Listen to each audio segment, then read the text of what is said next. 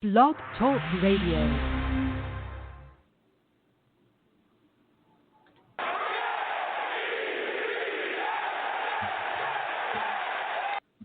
What's up, everybody, and welcome back to Let's Talk Jets Radio, the fan series. What I'm trying to do here, my name is Tyson Roush, trying to just interview a ton of Jets fans to get different views on the New York Jets, because right now it's a slow time in the football season. We don't know when the hell minicamp or OTAs are going to be, so we're trying to change things up.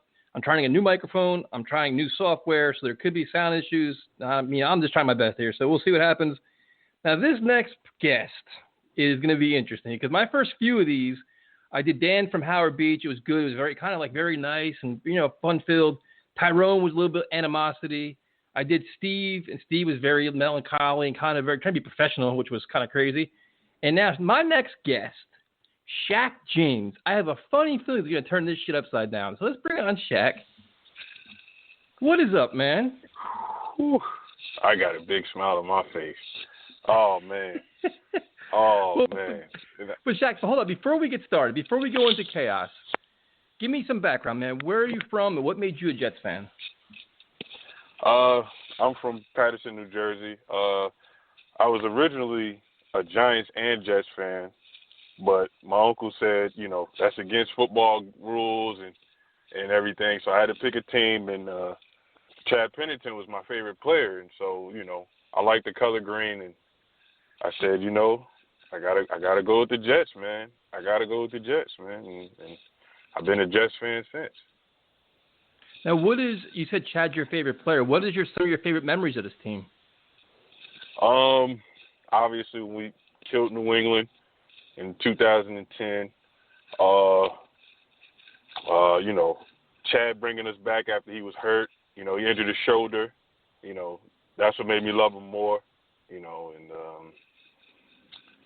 Man, we've been so bad during my lifetime. I can't really remember a lot of good games. It's been a rough stretch, man. I know that the 2 years we went to the AFC Championship, man. During those games, the Browns game with Santonio Holmes caught a game-winning touchdown. That was memorable. Us beating the Colts at their home stadium. Man, I lost my mind when we beat San Diego.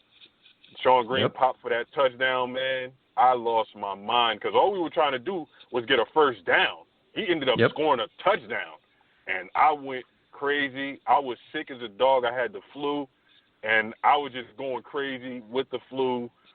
My voice was gone, and that was one special one. That was one special one. Yeah, and then you kind of fast forward to now, and it's like, you're obviously we're both diehard Jets fans, but what is it like for you being a Jets fan, man? Because to me, to be completely honest with you, last year stole my soul. I'm an older fan, and I've seen so many good and bad, but the bad's outweighing the good lately. And last year, just that stretch of the season with Sam going out with mono, getting blown out, then coming back and seeing ghosts, all this other stuff. It's like, dude. So from your perspective, what is it like being a Jets fan? It's embarrassing because, we're always in the media for the wrong things. We're never, when we do something good, we're never in the media. But when it comes to butt fumbling, ghost, bump fumble part 2 with Geno Smith, we're just always in the media for bad things. But, I always tell people proudly, I shouldn't, but I tell them proudly, I am a diehard Jets fan. I bleed green. I don't see green. I know when to see green, but I bleed green. It's a difference, Yep. I still tell people proudly, man, I'm that Jets fan. I'm still that guy. I'm not going anywhere. I'm not changing teams for nothing. I'm always tough on my team because I love them. Real love is tough love to me. No, dude, I agree. Listen, I'm in the same boat, man. This team could drive you insane. It can make you miserable for weeks, days, angry, brings out inner rage you never have. But then there's moments I was fortunate enough to go to the home playoff game against the Jaguars and the Colts. There's times where you're like, holy shit, man, this is the best experience ever. Or they go on the road and they beat the Patriots, or they do things where you're so damn proud to be a Jets fan. And we've lost that. We've lost it. I mean, the whole Ryan Fitzpatrick thing kind of brought us back a little bit with Decker and Marshall. Mm-hmm. But then they go to Buffalo and they they just blow it there, and it's like, all right, but like I just miss those days where you're actually proud to be a fan. Like you can walk around and be like, my team has their shit together. Like we know what we're doing. We have a quarterback, we have a coach, we have this, we have swagger. Like I want like Jamal Adams' swagger to actually be our team. You know what I mean? Like I miss that. Yeah. We deserve it, to be honest with you. Yeah. We deserve something. Shit, we don't get anything. What do we get? We don't have nothing to put us out there. Everybody they see the Jets on their schedule. Oh, that's an easy game. That's a cakewalk. And I hate that. The only person that gives us relevance is Jamal Adams. Let's be real. It's Jamal Adams. He gives us relevance. I always hear from outside Jet fans, they always say, oh, Jamal Adams, oh, I love that guy. Oh, he's a beast. He's a monster. And that's the only guy that people talk about when it comes to us. We're not talking about Sam because we don't know what Sam is yet. Not even Jets fans don't even know what Sam is yet because, we haven't gave him the help and the priorities of needs and stuff to make him do better, So we don't know what he is yet. Well, Shaq, let's start with Jamal Adams because that's always a hot topic, and it's back in the media again a little bit now because of his supposed contract demands where, according to some, which with the media reports these days, you never know who to believe because they're just either chasing stories, chasing lies, or just doing whatever else. But according to some, that he wants that $18 million a year. He wants to break the bank, be the highest paid safety and everything else, which is, according to, he's earned it, man. He's an all-pro and he's young, man. He's not even at the peak of his career yet. And the topic we're asking everybody is he trying to price himself out of New York where he wants to kind of push himself to a winning organization? Or is he just is this just contract negotiations? Honestly, I think it's contract negotiations. I don't think he wants out of New York because I feel like he has loyalty. He just, he wants to build from the ground up. And I feel like he's seeing something, but it's like, it's hard when you don't get the right pieces. And, I feel like with Joe Douglas here, he's not perfect to me anyway. But I feel like, he's trying to start something. I'm still a little bit pissed over some of the moves that he's made, but he's trying to do something. And I can, and I feel like he'll get better. I feel like this is his first year, so he's still learning. I wish his first year was last year, and we would have got rid of Mike McCagnon before that, and we got him in so that we would have 2 years so that he really understands this team. Because I feel like he's still trying to learn the team. He's still trying to get everything together and get the identity right for us to be a really good contending team. Yeah, this is really his first year. Like last year was kind of a wash because he already inherited free agents. He inherited a draft, which is ridiculous. So now it's like he had a year to basically watch this mess, and now this is his first year to actually do it. So let's go into him, man. Like we'll start with free agency because there's a lot to cover, and we went into free agency with a lot of expectations. I know I did, you did, and for me it was about two things. Well, basically one thing is improve the offense. Improve the offense, and then finding a pass rusher. So the offensive line he did. He took his approach. So we'll start with that, man. What do you think about Joe Douglas' approach to offense and free agency?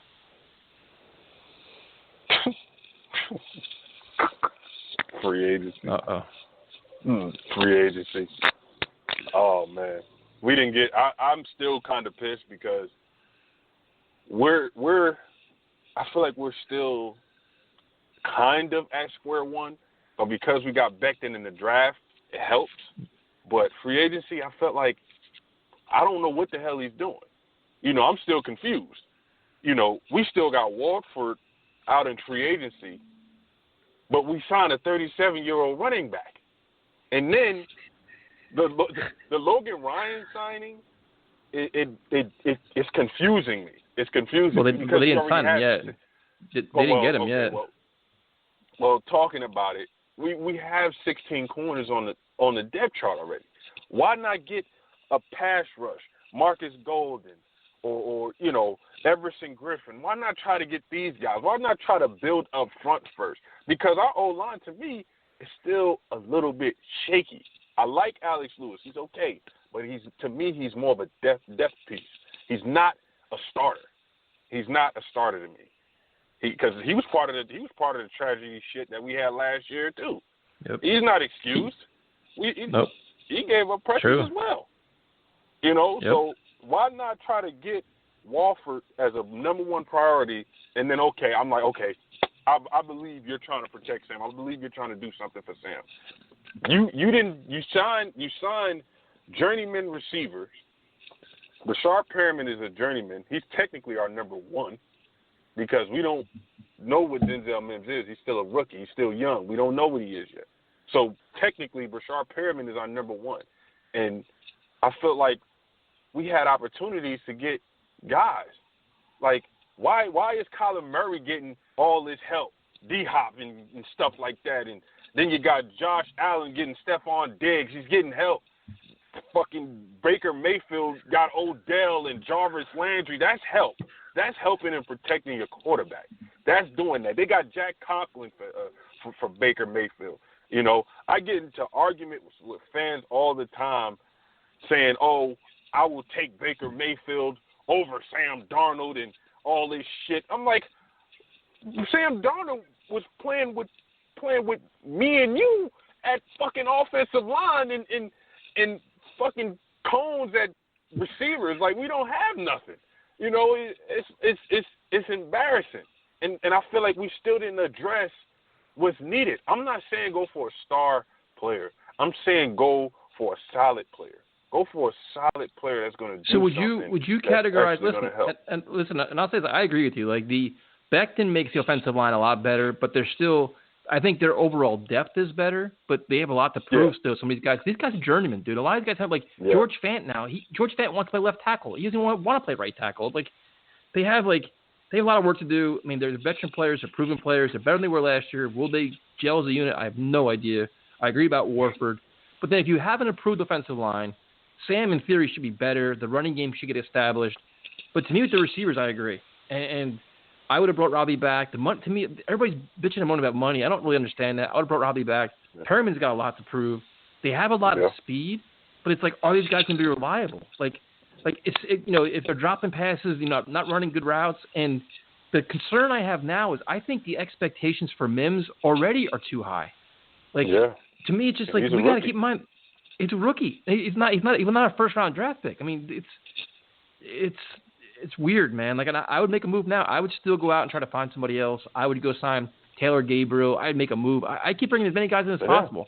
Don't start selling Josh Doxson and friggin' Vincent Smith and Jeff Smith, all sorts of shit. Like, dude, the problem is, dude. Here's my problem. We're so used to shitty play at the wide receiver position. When we get a mediocre guy, we think they're good. Like, how about this? How about we actually get good guys? So I understand what Joe Douglas did, but it's all part of the process. We're trying to rebuild, but you need game-breaking talent, man. And we have a lot of speed. Will it translate to Adam Gase's offense, which I don't know what it is. We'll see. But I mean, it's interesting. But even the Frank Gore thing, what I don't understand is I understand he's a Hall of Fame caliber player and he's a great leader and a great work ethic guy and all this stuff. But dude, we have Le'Veon Bell. Why not get younger and faster in the backfield? When the Buffalo Bills fans, they loved Devin Singletary. They were pissed when Frank Gore came in. Frank Gore started out hot in the beginning of the season, then he tailed right off. The last thing you want to do is see the ball go out of Le'Veon Bell's hands and go to Frank Gore for what? If anything, you drafted a young guy, bring in another young guy. I mean, you have Devontae Freeman's out there, other guys, whoever. Bring in speed guys, dude. That move I don't understand. People can criticize me. I really don't care. I'm tired of hearing about culture. I'm tired of hearing about leadership. That's what coaches are for. We need 35 fucking leaders in the locker room. For what reason? What the hell are the coaches for? What is Sam Darnold for? What are all these other guys for? You have Mosley, you have Adams. How many leaders do you need? Bring in talent. I don't get it. Right now, we're in a part of the season where everybody loves everything. Everything is great. Everything is wonderful. Yep. Everything Joe Douglas does touches is gold. But it's there's a lot of there's still moves to be made. I still can make more moves. Some of the draft picks that he picked, I gave my grade for him when the draft was a C plus, B minus. You know, yes, he handled some of the needs. Yes, he did. But to draft, I don't care. I don't care what anybody says. I feel like he drafted Austin Davis for a replacement for either Marcus May or Jamal Adams. It's one of the two. Because you sign it. He's talking about signing all these damn cornerbacks. You got slot cornerbacks already. You know he knows that he's drafted Austin Davis just as a replacement when we could have got another offensive lineman or receiver to help Sam. And then he drafts a quarterback. Oh, that pick! What I don't know. I don't know. Like it's like he's damn sure, but he's possibly not the backup because you signed Luke Falk.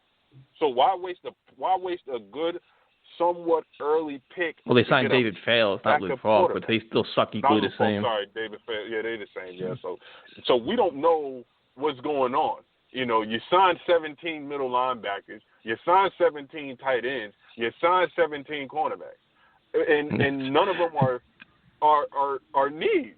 Like, why can't you go try out and get one of these? Shit, I will take the David Clowney. I said it. Okay, hold on. We're gonna argue about that, but hold on a second. I understand Ashton Davis to the point where he's a very versatile playmaker in the secondary. He could play a variety of roles. He could free up Jamal Adams even more. So I understand it. Like, I'll give him that. Like, that's a great piece for Greg Williams to use, a versatile playmaker. Fine with that. I agree about the corners. They handle the middle linebacker position. I have no idea I don't understand there. Like, I just understand. Like, if Avery Williamson is so friggin' good, why do we sign 3 more guys there? Like I'll give the Jets credit. Like, up the middle of their defense, they're going to be stout. I mean, they're going to be if Quinn Williams does what he's supposed to do. If not, they have other guys there. The middle linebackers are solid. Your safeties are fine. Like, up the middle, you're fine. But you don't need 35 middle linebackers. Like, somebody has to go here. It's going to be, to me, to be Avery Williamson. Like, he should have been traded, or if he's healthy, whatever else. But then it's like, all right, so you have Ashton Davis, fine. The corner's fine. But then it's like, I'm like, all right, one of the biggest needs, which has been every year for the last 15 fucking years, is pass rusher. Pass rusher. It's been like this forever. And they didn't go after certain guys. I thought it was too high. You know, they have, the guy down in Jacksonville hasn't been traded yet. But, dude, Clowney is not the answer, dude. And I understand that his market is completely down, where he could be down to $12 million a year, $13 million a year, a 1-year rental. Why even bother?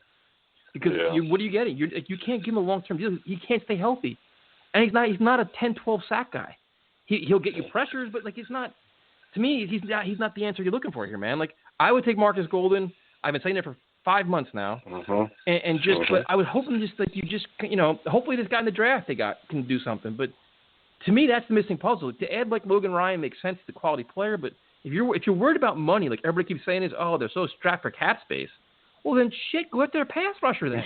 That's a true need. Like, if you look at Shaq, be honest. If you look at this team right now on defense, the biggest hole isn't corner. It's pass rusher. Pass rush. The most important thing on the damn defense. To me, anyway. It changes everything. It's a passing league. And then on top of that, the schedule that we have, we're going against passing teams besides maybe San Fran and we don't know what the hell New England is, but we're going against a lot of passing teams. Man. We have to get some stout guys on the edge. You can have 17, you can have all the damn corners you want, but they can't cover like Revis. You can't. It don't work that way. It all works up front. You got to build your fronts first. Our interior D-line are incredible. Not incredible, but they're good. They're good. And, I'm not worried about that. If we get a pass rush, we sign some, or get somebody or, do something on the edge, then okay, then I can feel like, okay, our defense is definitely set. Right now, our defense, to me, is not set because we're relying on Jordan Jenkins and Zuniga. And to me, Zuniga is another version of Jordan Jenkins. He's going to be Jordan Jenkins' replacement to me because Jordan Jenkins is on a 1-year deal, and they play the same. So the whole freaking team's on a 1-year deal. Exactly. Like, we don't know our identity. We don't know anything. You're signing 1-year deals for what? I don't know. It is like, are we trying to win something? Are we trying to do something? Are we trying to, I don't know. Help me out, Tyson. I'm trying to figure out what the hell's going on. But Shaq, in all fairness, listen, I was kind of critical of that too, especially guys like Jordan Jenkins and Brian Poole. I was kind of hoping they get like 2-year deals just to kind of keep them around and kind of keep them in the fold so you have some kind of continuity.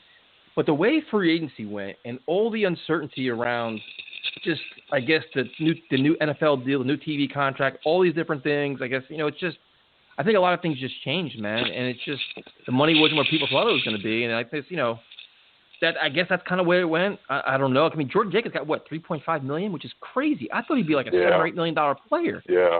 So maybe just owners were tightening up their straps saying, hey, we're not going to spend widely because we can't. We got, it's just everybody's waiting for that new TV contract, which now with this pandemic can make everything crazy different with the salary cap. So who knows? But if you look at the team overall, we touched on, pass rusher we should get, middle linebackers, all these different things. If you go into the offseason saying we got to improve all these areas, do you think the Jets are a much improved team as they were, as compared to, like, say, January? I'm going to say yeah. Because, like I said, we got one of the most important pieces on the team.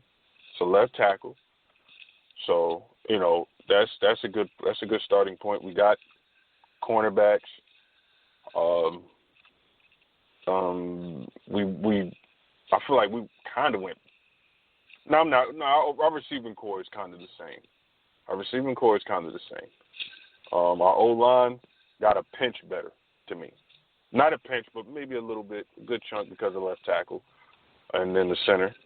But I feel like we're only going to win maybe 9, 8 games, maybe. What do you mean only, dude? That's a lot for us. What do you mean only? It is, but we won 7 last year.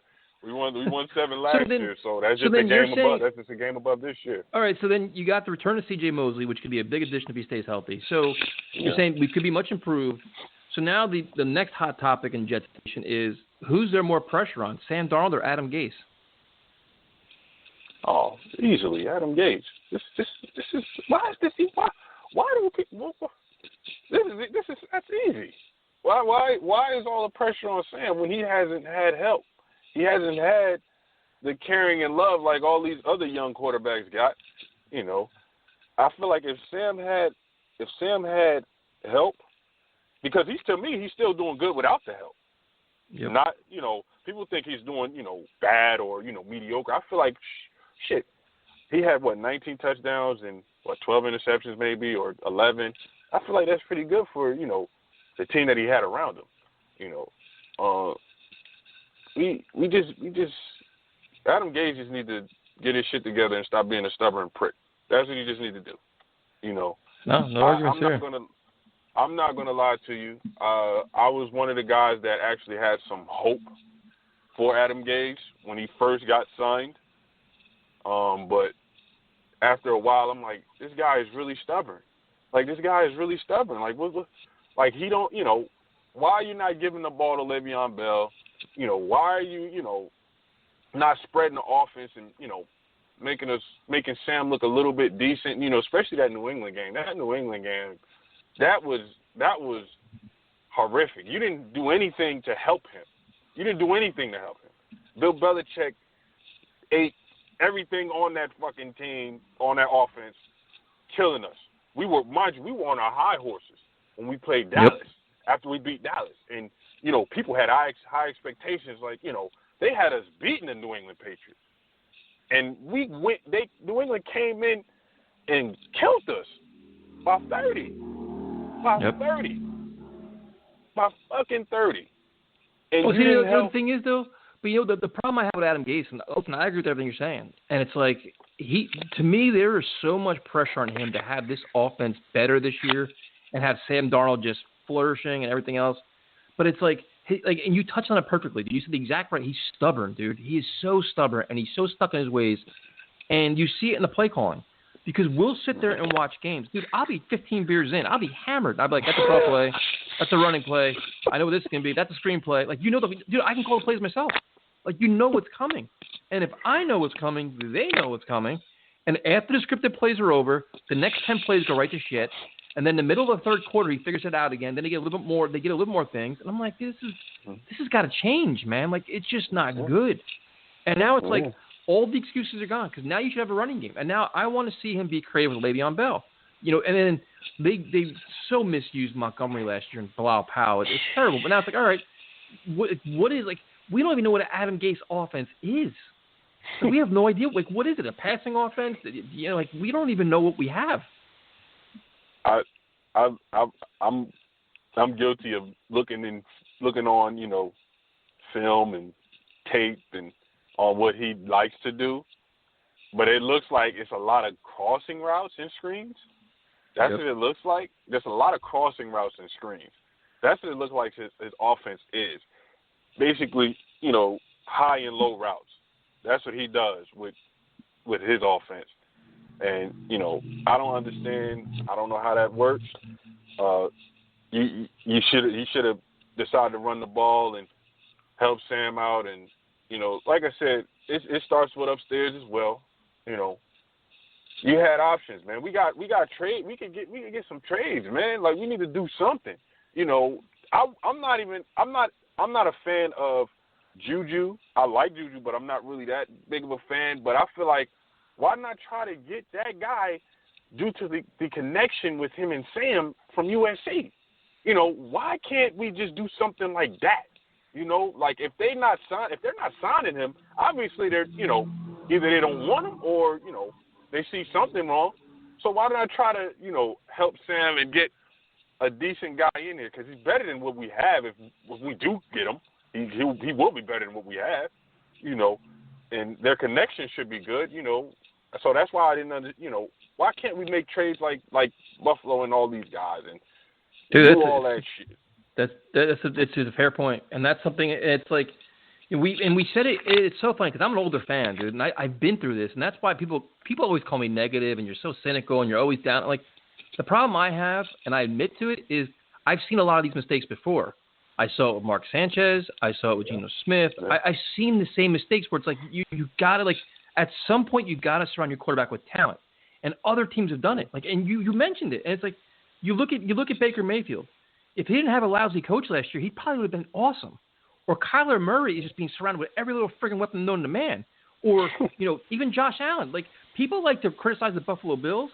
Dude, the kid's got talent around him. If he can figure it out and get his game to the next level, Buffalo's going to be good.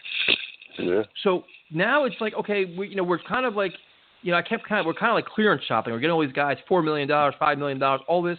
At some point, you got to hit the jackpot, and you got to make the big splash. And to me, it's not a Jadeveon Clowney. To me, it's a wide receiver. So if you want to get creative and get one, go for it. Like, do it. But, you know, and that's the whole thing. So now it's like, for me, the interesting question, and I get this asked all the time, it's, what are your expectations this year? And my expectations are they better be in every freaking game. I mean, they play 16 games. You're going to have 2 duds. That happens every year for every team. You're going to have 2 stinkers no matter what happens that you mail it in. But the other 14 games, they better play good football, dude. There's no excuses, man. And you may not be the best team on the field, but you better compete for 60 minutes. You better be in every game because there's enough talent now to say that.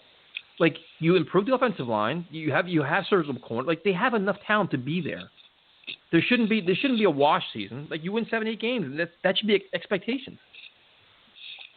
And, you know, I feel like what we're trying to do is, I feel like because we didn't have any depth last year, I feel like Joe Douglas is just trying to get depth. I think that's what he's aiming for because we didn't have anything to work with when guys was hurt last year. We was all hurt. And so I think that's what he's aiming for. But, you know, eventually you gotta make something happen, man. You gotta make something happen. But here's the thing, and this is what bothers me, and I agree with you. He's getting depth, but at some point, somewhere in this organization, we got to hold this team accountable for winning. Like, we've gotten to a pattern of justifying losing for too fucking long. Like, oh, it sucked for Sam. Oh, lose these games because we need this draft pick. Lose these games because we need this. Lose these games so the coach can get fired. At what point do we say we have to win games and we have to win now? Like, and this starts with ownership. It starts with ownership. And listen, I, like everybody else, said this is a part of a rebuild, and I understand that. But a rebuild doesn't mean mail in every fucking season and win 5 games and be happy about it. or beat a second-string Bills team. Like, oh, isn't this great? We ended the season 7-9, and we're going to celebrate being 7-9. How about we have higher standards for once and act like a pro organization? Like, dude, Jamal Adams. The thing about Jamal Adams is he doesn't like losing, dude. And when they win and don't play well, he's pissed. Like 7-9 is not a successful season. Like you shouldn't be celebrating it. So to me, it's like I want higher standards from this team, and you want like ownership starting with them. Even if during a rebuild, hold people accountable. Like you had the worst fucking offense in football last year. Why is nobody fired? Like everything's okay. Like this is okay. Like ruffle some feathers and say, listen, you know what? We're not saying you got to win a Super Bowl this year, but we expect you guys to be in the hunt in late December. Like we expect this. And if not, heads are going to roll. Like, it may not be you, but half your staff is getting fired. And if you don't like that, you're fired. Like, that's how you change your culture, dude. Not bringing in Frank Gore. Frank Gore doesn't fucking mean anything. It doesn't mean shit. Like, what do you think in late November when Frank Gore's getting 1 yard a carry, we're going to be like, oh, thank God he's on the team. We got culture now. Do you think we really give a shit about that? It starts, you want to change your culture. It comes with ownership and your general manager holding people accountable, which they didn't do this offseason. So now this season you got to hold people accountable. Like at some point, isn't that how you change everything? Yeah. You pissed me off. Man. You got me all riled up. I'm supposed to get you pissed off. You made me all riled up now. Then I tell you. This is some nonsense, man. I told you. I talked to Steve for an hour. I wasn't mad at all, dude. I talked for him an hour. I didn't say a word. I'll tell you because we have to take our green glasses off. And like I said earlier, man, real love is tough love to me. You know, I love my team, but when I take my glasses off, man, I'm seeing reality. I'm seeing reality. If we have Rashard Perriman as our number one, it's a problem. And if we're signing Frank Gore, it's a problem. If 7 or 8 games is perfect to us and we're happy, we're throwing hands up and we're celebrating, that's a problem. That is a problem. Think about this, Tyson. Here, let me put this in perspective for you. 2009, 2008, 10. Mike Tannenbaum was criticized his ass every time for overpaying these players. But because he did it, we had players. He signed Alan Faneca. He jumped out the window and signed Alan Faneca. We had the best offensive line for 2 or 3 years. Yep. He went crazy in free agency and he signed these players. Sometimes it's wrong to give guys money. I get that. Sometimes it don't work. But I feel like if you get the right coaching, the right gel, shit'll be fine. That was a perfect time. Rex Ryan was the coach. Everybody had fun with Rex. You've got these players, everybody making their money and playing with the perfect coach. We made it to 2 AFC championship games. We got to build something, and then we had a culture of running the fucking ball. We didn't even have a pass rush and we was winning games. That's because we had something. We had an identity. We had great coaching ground and pound. an identity. Ground and fucking pound, and we hit everybody that comes across the middle, and we lock everybody the hell down. We lock everybody down. We had great coaching, and we had an identity. Right now, I feel like we don't have an identity but Jamal Adams. That's it. Yeah, we don't have a coach that wants to run the fucking ball. We don't have that. The thing is, the sad thing is this team could have more of an identity if they would have let Le'Veon Bell be Le'Veon Bell, but the offensive line fell apart and they misused him. So now it's like, can they establish that this year? And it's like, to me, in my opinion, it's like you're not really establishing your offense this year because Le'Veon Bell's not going to be here next year. And we all know that. It's no newsflash here. So it's like, what's your identity? Your offense has got to be Sam Darnold. It's got to be. So that's your money, man. Like that to me, he's what's going to make or break your season, dude. Like he is like, if Sam plays great, he can overcome Adam Gase. He can overcome the offensive line. He can overcome anything. If Sam is like mediocre, a little bit above average, we're in trouble because it's just like, then what? It's tough, dude. It's interesting. It's interesting to see how this all works out. My expectations are like, listen, I want to see a lot. Like people want to call me negative. I'm not negative. I expect a lot of this team now. Like I'm tired of hearing every excuse. I'm tired of people justifying all this nonsense. CJ Mosley's back. Like everybody's back. You got the guys you wanted. Joe Douglas, everything he does is great. They go out and win 8, 9 games and be in the hunt for the playoffs. Why not? You know, I'm not a fan of having Sam having another coach or anything like that, but I feel like that's where we might have to go, Tyson. Joe Douglas going to have to put his big boy shoes on, you know, and but here's the question I have for you, though. Gaze, man. Here's the question I have for you, though. Listen, while we agree with that, I agree with it completely. Here's the problem I have, is that the New York Jets are very savvy when it comes to the media. And we know this. If you don't know that, you're not paying attention. They know how to leak stories to the media. They know how to generate their stories. And they know how to generate a narrative. And the narrative coming out now is that, this schedule is so tough, and we have so much adversity. We have to overcome a lot of things. We got to travel a lot. And almost kind of building in the reason why, listen, we're going to be fair to mediocre this year, but next year will be our year. And it's almost like you can almost feel it, man. And it's like, all right, please do not justify a 5-win season so Adam Gase can come back next year. And that's like, how much do you think, like, do you buy into that whole media narrative that's kind of being slowly but surely driven into us right now? Yeah, man. That because I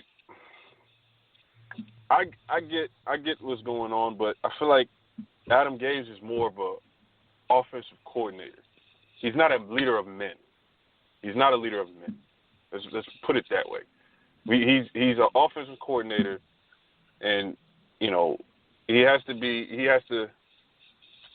get shit together and give us something. Give Sam some type of short rollouts or whatever or shit. Have him talk to Joe Douglas and get some receivers and get some more O-line help.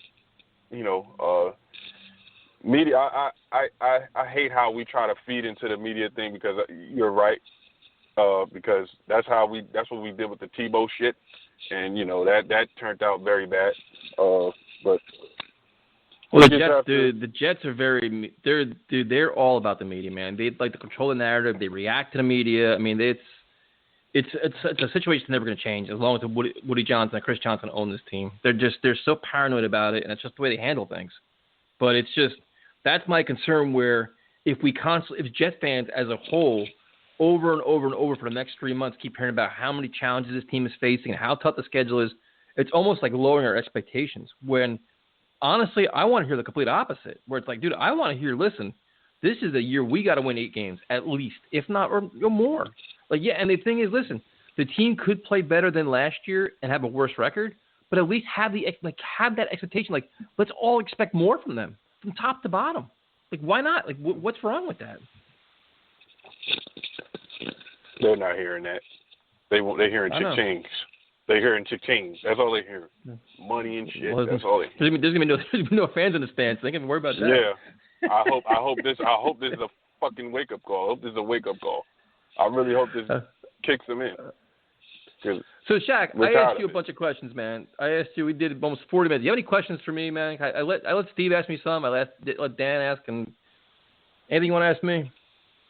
You answered it because I had an important question for you. I wanted to ask you how many wins you think we were going to get, and you told me around 7 to 8.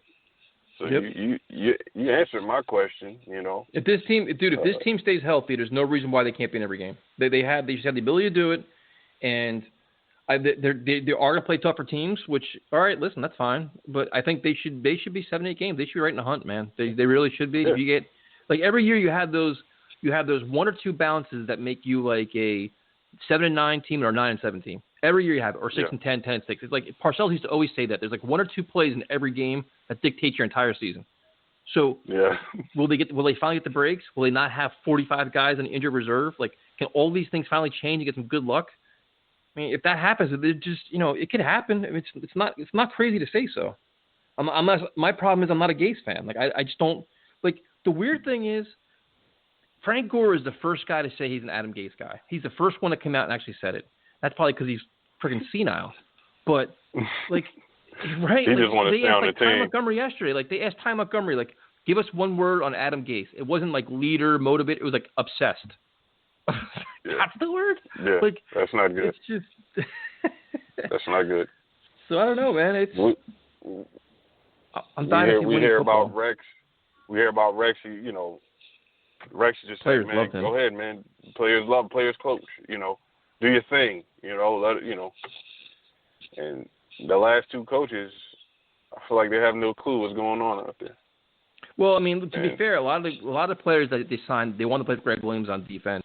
People, I mean, there was guys that did respect Todd Bowles. I mean, Todd, you know, he was a very respected coach. He'll probably get another head coaching job at the Tampa Bay. But, you know, Gase has a lot to prove, man. So I don't know. Like, I mean, we'll see. It's gonna be interesting. It's never a dull moment. You know, and I think when people call us negative, which they do all the time, it's not. It's just because we're skeptical and we expect more, we want more. We haven't been getting it.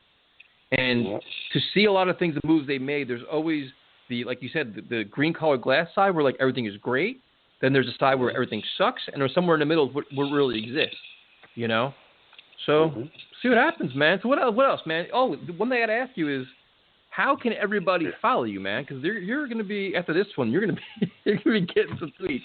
Most hated. Hey, man, you can follow me on Twitter, Shaq and Jet. You know, you can get me on Facebook, Shakim James, Shakim, last name James. I'm sure you know how to spell it. You know, wait, how do I spell it? Hold on a second. I'll write this one down because I don't know how to spell it myself. Is it SHAKIM? KIM. I was giving you like the Shaquille O'Neal version. My bad. No, it's fine. No, I like the Shaq name. It stands out. You know, for me, it stands out. You know, you hear my voice. That's when you know it's baby Shaq talking. You know, not the real Shaq, but it's baby Shaq talking. You know, but you know, you could always get me through there, man. You want to talk to me and say how negative I am and say I'm a Tyson follower, that's fine with me. Let me know. Man. I'm been trying a proud to be neutral. Tyson follower. I'm trying to be neutral, man. You bring me down. You know, and you know something, Tyson? I sit there, I hear you, and when Fireman Ed was talking, I wanted to laugh my freaking head. I wanted to call you or tweet you, just laughing my head off when you said he loved Adam Gase. You know, I said I could just, oh my God, I'm like, it's cringing Tyson to say, God damn, do I really like this guy? You know, the problem, dude, the funny thing was, I got a funny story for you. We used to do all these video blogs live from the stadium, and we used to do a pregame and postgame show. I used to interview Fireman Ed, and Ed and I used to fight like cats and dogs. And dude, he's a good friend of mine. Like, he came into my gym, we boxed one day. Like, we're good friends. But we were always opposite on everything. So when I would walk up to you for the interview, he'd be like, bro, I hope you're ready. I'm like, what do you mean? He goes, I don't agree with nothing. I'm like, oh, shit, here we go. And, dude, we would get in it. Like, there was a couple of times people like getting in between us. I'm like, no, we're friends. Like, we just don't agree. So, but when he is such a passionate, great fan that when he gets rolling, you heard it, dude. When he gets rolling, I'm like, you know what? Let him roll, dude. Like, let this go because there is no stopping that freight train. Yeah, that's how I am because we're sick of seeing the same things every damn year. We're tired of it. Tired of seeing New England. You know, we probably don't have to see that anymore. Just tired of losing. You know, tired of giving away opportunities, not taking advantage of opportunities. Like, it has to stop. You know, it's like this team. We're psychos for loving them for so long. You know, we're psychos for loving them for so long, but it's the loyalty, man. We just want them to do great. Everybody wants the same damn thing. But dude, here's a perfect example of that. You want to know a perfect example of that? We did a radio show every Tuesday for the last like 5 years, and towards the end of last season, or once the season was, if Adam Gase comes back, I'm never gonna watch this team again. This fucking team, no way. Blah blah blah blah blah. And I'm like, you know what? You say this now. Come draft time, I will check your Twitter account, and lo and behold, you'll be talking football, you'll be talking Jets, and you'll be watching the Jets. No, you're just a douchebag. No, I'm just right. Because we're glutton for punishment. We all say the same shit. Just like, if you trade Revis, or if you trade Keyshawn, or if you trade John Abraham, if you trade so-and-so, I'm never watching the team again. And lo and behold, dude, 2 weeks later, here we are watching the same shit over and over. It's what we do, man. We're stupid enough to watch it. Yeah, we're just passionate, diehard fans, and the whole goal of all these interviews and just like our show is let everybody talk about it. And it's just, the funny thing is, what I learned the most out of all this is that the older fans tend to be a little bit more negative because we're so beaten down from so much bullshit over the years. And the newer fans are like, come on, man, you got to buy into this. You got to know better. And you like, man, like you got to put in 15 years of this shit and you'll figure it out. Yeah. I'm those newer fans is probably my age, but I'm just a realist, man. I'm a realist. I've been a fan of the Jets since 2005, and, I'm a realist, man. I see the big picture, man. I break everything down because I love the game of football. I sit there and look at all these players and drafts and stuff like that, and we let things like that slip away from our hands. We let players slip away from our hands. Perfect example for me was watching Quentin Coples get picked. Mind you, Tyson, I swear to God, on everything I love, I said, if we pick Coples, I'm losing my mind. We pick Coples, we're losing our mind. I'm like, you'll be a fool to pick Coples. You'll be a fool to pick Coples. I kept saying that the whole entire time before the draft. I said, Coples is going to get picked, so I'm not worried about it because we were 16 at the time. We were 16 at the time. We were number 16 in the draft. And I said, thank God we're not going to get Coples. Thank God we're not going to get Coples. All of a sudden, Coples didn't get off the board. I'm like, okay, I think we're going to pick Coples. If we pick Coples over Chandler Jones, I'm losing it. We fucking ended up picking Quentin Coples over Chandler Jones. I lost my mind. And then what made it worse, he went to a division rival. Oh, my God. When I tell you I went crazy, I went nuts. I wish my cousin was around to tell you. I went crazy. I was highly upset because I didn't want Coples because I knew what type of player he was. He was a lazy, high. Yep. His motor wasn't high at all. And, that's just a perfect example of us not taking advantage of opportunities, and we're tired of it. Dude, I don't know. The funny thing was, though, I remember it. I remember that draft night correctly. Dude, clearly remember that draft night. We're sitting there drinking beers, hanging out, and my buddies start cracking up. And I just didn't want. I mean, I didn't know a lot about Coples, but what I did know, I didn't like. So I was like, there's no way they're going to take him. I'm like, there's just no way. We draft him, and on the screen, right when I draft him, on the screen goes, work ethic concerns, lack of motor. I'm like, dude, this. I'm like, wait a minute, like this is. But they're like, once Rex Ryan talked to him, he knew he wanted him. That was his guy. I'm like, what? Like, the last things you want to see is exactly what they picked, and I'm like, oh my God. I'm like, you got to be kidding me! In the first round. That was Rex Killer, man. He could coach his ass off, but he could not pick a player worth a damn. I will tell you that one. When he loved the guy, he loved the guy. He promised life away. He love him. He will do anything to get him. We drafted up to get Stephen Hill. Hopefully, Denzel Mims is what I say he is. I feel like I said, his low is Stephen Hill, and his high to me is Josh Gordon. That's his high for me. But right now, he can't be that guy. We have to do better, man. Tyson, man, I think you need to go up there, man, and be GM, man. I just like to see that. Listen, man. Well, I can't be Jim. I like to drink beer and talk football with you guys. I can't. I have no time for this. I could, dude. Can you imagine being a GM on this team? I'd be cutting people left and right. Like, no, you're done, dude. Like, you're out. You're out. We wouldn't have a team by week 5. They'll be cut. We'd have no cap space and no players. That'd be mean. 4 weeks. Shit, it's better than watching what we have anyway, so it don't even matter. It's like we're playing with nobody anyway. Shit. Well, Shaq, first of all, thank you for your time, man. Definitely appreciate it. And thank you for always calling to the show. We always have a blast. And I will tweet this out. We'll promote this, and we'll just enjoy the feedback. Because you brought me down into your dungeon of misery, and now we're both going to get criticized. Yep. Come on down. Yep. I brought you down. I'm glad I did. When are we having the show, man? I got to call. It's coming, man. I'm cranking out interviews. Dude, let's be honest. It's a down time right now. Usually when you do the show every Tuesday, this time of year it comes like mini camps and OTAs, and we would go to practices and check things out so we can see all these things. But dude, there's nothing to talk about. Like, we're gonna do a show about talking about what birds and turtles and shit. So what else can we talk about? Yeah. It's a downtime, man. I'm tired of calling in on Tuesday and getting the Dow Jones 24 hours till a show. Like I gotta call in for my show. I gotta let my mind loose. There's not a lot. There's not a lot going on, man. Like, what do you got? I'm gonna spend 3 hours talking about Frank Gore. Come on, man. Never mind. Keep the show off. Keep it off. Keep it off. Shaq, thanks for calling it, man. Appreciate it, and I'll promote this, and well, I'll talk to you soon. Yeah, man. Appreciate you, Tyson. Love you, buddy. No problem. Have a good night, man. Joe, Thank man. you. Love them guys, man. You got it. Talk to you later. All right, everybody. This is Let's Talk Jets Radio, the fan series. That was almost an hour, so that's pretty long. I can't wait for feedback on this one. So, if you want to be on this show, just send us a direct message. Give us a reason why you should be on, like, and it's a plea or something, and we'll go from there. Let's Talk Jets Radio on YouTube, and we'll talk to you later.